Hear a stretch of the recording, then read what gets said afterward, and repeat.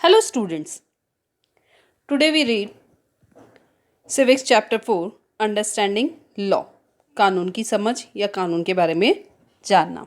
आप कई कानून के बारे में जानते होंगे, जैसे the age of marriage, the age of which person can vote, and perhaps even the law dealing with buying and selling of property. Property के सेलिंग और बाइंग के लॉ के बारे में भी कुछ लोग जानते होंगे. हम पहले भी पढ़ चुके हैं कि पार्लियामेंट जो है वो कानून बनाने का काम करती है, पर क्या सारे कानून सभी के लिए बराबर हैं? कैसे नए कानून बनते हैं? How do new law come into being? Could there be a law that are unpopular and controversial? क्या कुछ लॉ ऐसे होते हैं जो अनपॉपुलर और कंट्रोवर्शियल हैं? विवादास्पद. कंट्रोवर्शियल का मतलब होता है विवादास्पद. What should we as citizen do under such circumstances? और एक सिटीजन होने के नाते इन सब परिस्थितियों में, ऐसी परिस्थितियों में हमें क्या करना चाहिए, इन सब चीज़ों के बारे में हम इस चैप्टर में पढ़ेंगे. सबसे पहला टॉपिक आता है, first topic is that do law apply to all? क्या सभी पर कानून लागू होता है? क्या कानून सब पर लागू होते हैं? तो इसके लिए एक सिचुएशन हमें दी गई है कि एक गवर्नमेंट ऑफिशियल जो है अपने सन की हेल्प करता है, hiding because his son has been given a 10-year jail sentence. उसके पुत्र को जो है जेल की सज़ा दी जाती है, 10 साल की जेल की सज़ा दी जाती है, और उससे बचाने के लिए वो उसको भगा देता है या फिर उसको, अपने बेटे को वहाँ से भागा निकालने में उसकी हेल्प करता है. तो do you think that the government officials action were right? क्या आप सोचते हैं कि गवर्नमेंट ऑफिशियल का जो एक्शन था वो सही था? तो हम सब यही सोचेंगे कि नहीं, ऐसा नहीं होना चाहिए था. Should his son be exempt from the law just because his father is economically and politically powerful? क्या सिर्फ उसे सज़ा इसलिए नहीं मिलनी चाहिए कि उसके पिता जो थे वो इकोनॉमिकली और पॉलिटिकली दोनों ही रूप से काफ़ी पावरफुल थे? क्या ऐसा होना चाहिए? नहीं. The above is a clear case of violation of law. अगर हम ऊपर का केस देखें तो ये पूरी तरीके से वायलेशन ऑफ लॉ का केस दिखता है, कानून के उल्लंघन का केस दिखता है. As you read in first chapter, हमने जैसा कि पहले भी फर्स्ट यूनिट में भी पढ़ा था कि member of the constituent assembly we agreed that there should be no arbitrary exercise of power in independent India. किसी भी तरह का मनमाना प्रयोग नहीं होना चाहिए अपनी पावर का आज़ाद भारत में. आज़ाद भारत में कोई भी व्यक्ति अपनी ताकत का मनमाना उपयोग नहीं कर सकता है. They therefore instituted several provision in the constitution that would establish the rule of law. और इसके लिए हमारे जो नेशनलिस्ट थे उन्होंने कई प्रोविज़न बनाए हमारे कॉन्स्टिट्यूशन में, हमारे संविधान में. The most important of these was that all person in independent India were equal before the law. और इसमें सबसे इम्पॉर्टेंट प्रोविज़न जो ये है कि आज़ाद भारत में कानून के समक्ष हर व्यक्ति बराबर होगा. The law can not discriminate between person on the basis of their religion, caste और जेंडर. कानून किसी भी आधार पर किसी भी व्यक्ति के साथ कोई भेदभाव नहीं करता है, चाहे जाति हो, चाहे धर्म हो, चाहे लिंग के आधार पर किसी भी तरीके से उनके बीच में भेदभाव नहीं करता है. What the rule of law means? Rule of law का मतलब क्या होता है? तो it means that all laws apply equally to all citizens of the country. जितने भी कानून हैं वो सभी व्यक्तियों पर, सभी नागरिकों पर बराबर रूप से लागू होते हैं. देश के सभी नागरिकों के लिए कानून समान है. No one can be about the law. कोई भी कानून से ऊपर नहीं है. Neither a government official nor a wealthy person nor even the president, चाहे वो कोई भी हो. Any crime or violation of law has specific punishment. हर एक क्राइम के लिए, हर एक अपराध के लिए और कानून के उल्लंघन का स्पेसिफिक पनिशमेंट है. एक पर्टिकुलर सज़ा रखी गई है कि भाई हेलमेट नहीं पहना है, कानून का उल्लंघन किया है तो इसकी क्या सज़ा होगी, कितना जुर्माना दिया लगेगा, अगर जुर्माना नहीं देते तो कितनी जेल होगी. इसी तरीके से किसी ने किसी की हत्या कर दी है या किसी को चोरी करी है किसी के यहाँ, तो इन सब की पनिशमेंट फिक्स हैं, स्पेसिफिक हैं. और इसके साथ ही उस स्पेसिफिक पनिशमेंट तक पहुँचने का भी एक पूरा प्रोसेस है, मतलब उसको सज़ा दी जाएगी, लेकिन ऐसा नहीं है कि उसने ये क्राइम किया और उसको ये सज़ा मिल गई। इस सज़ा तक पहुंचने का भी एक पूरा प्रोसेस होता है। पर in ancient India there were innumerable and often overlapping local laws. लेकिन प्राचीन भारत में क्या होता था, स्थानीय कानून होते थे बहुत सारे। हर एक एरिया में हर एक जो कम्युनिटी होती थी उसका अपना एक लॉ होता था, अपना कानून होता था, और उनके हिसाब से वो अपनी कम्युनिटी को चलाते थे। और उसमें क्या होता था कि in same case the punishment that two person receive for the same crime vary depending on their caste backgrounds.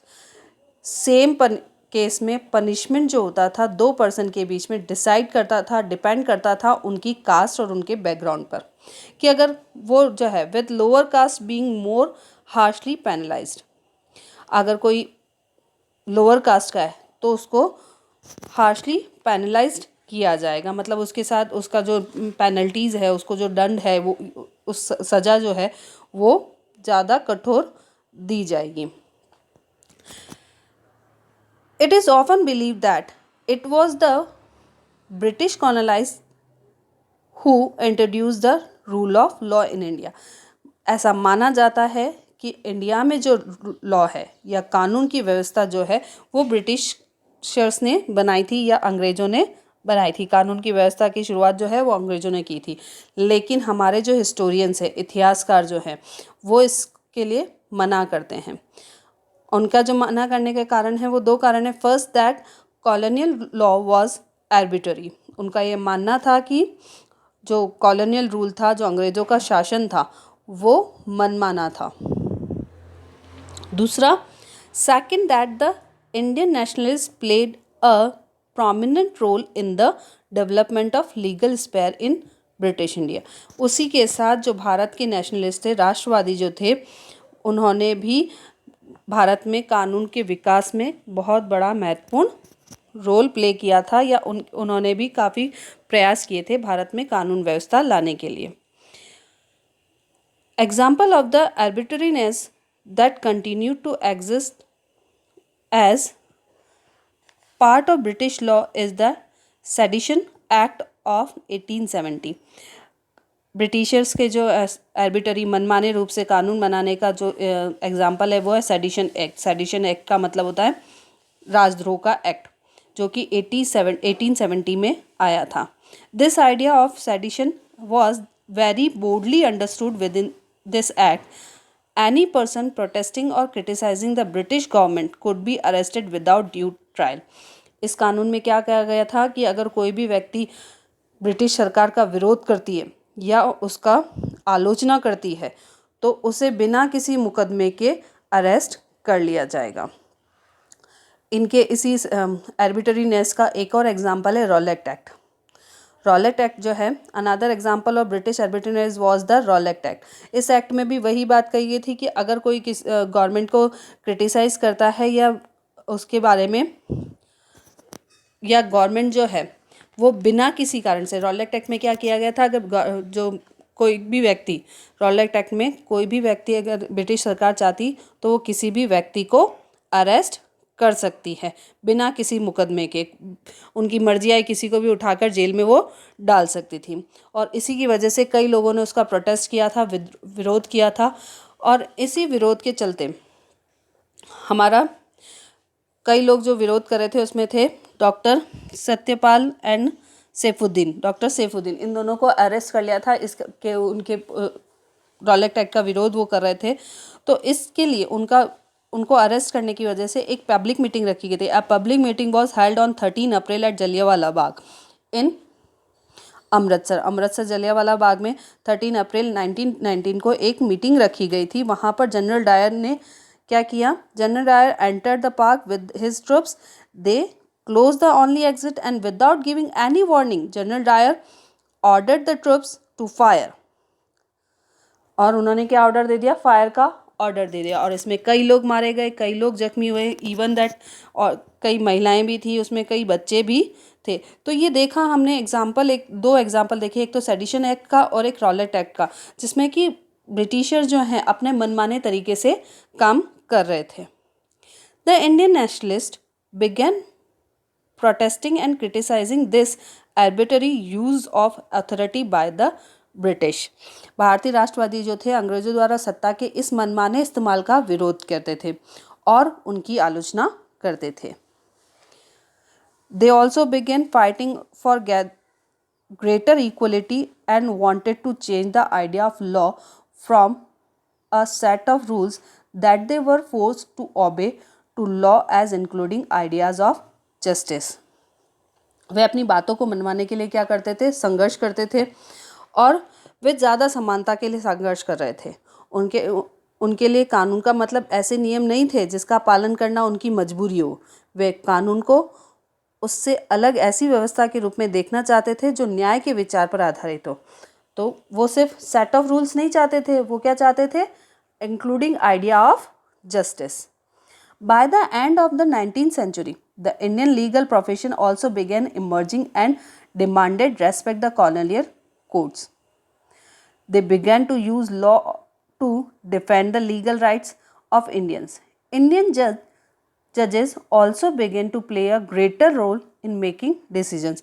भारतीय जो कानून विशेषज्ञ थे अपने देश के लोगों के लिए अधिकारों की हिफाजत के लिए कानून का इस्तेमाल करने लगे। Therefore, there were several ways in which Indians played a major role in the evaluation of the rule of law during the colonial period.